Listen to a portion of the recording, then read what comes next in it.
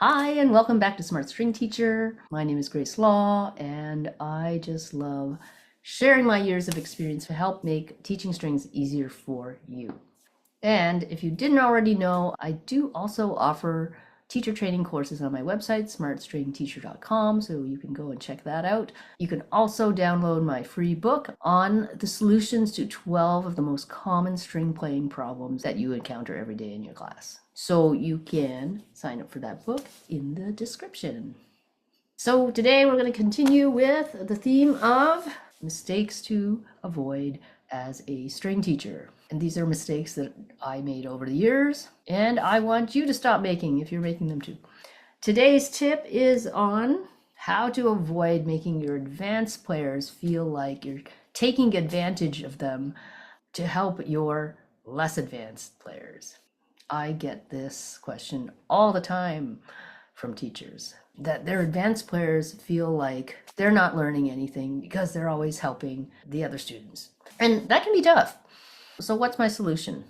Well, the ultimate solution is to create a community in your classroom as soon as possible. An environment where everybody's accepted for where they are, and students who are further ahead feel responsible to help the ones who are further behind. And also an environment where there isn't always this divide of somebody's more advanced than the other. So how do you do that? Well, first I want you to start off with my video on going to the store.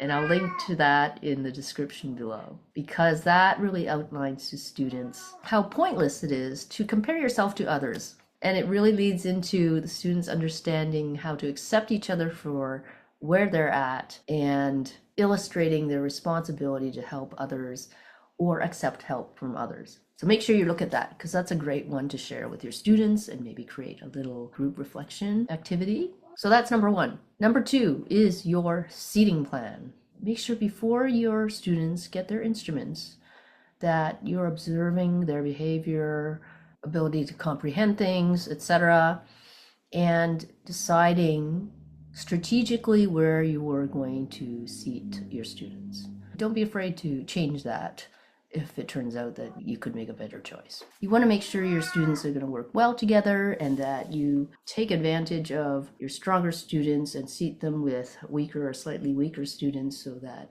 they can work together. It will make your life a whole lot easier. And I'm sure you're already doing that, or else this topic wouldn't have come up. Now, how do you create an environment where your advanced students don't feel like they're being taken advantage of? From day one, as much as possible, do partner work with the students all the time. So they're used to constantly working together, no matter what it is.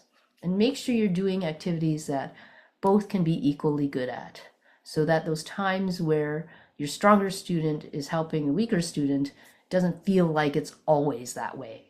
So your weaker student doesn't feel like they're always behind, and your stronger student doesn't always feel like they have to help the weaker student, okay? And basically that's it. That's what I do.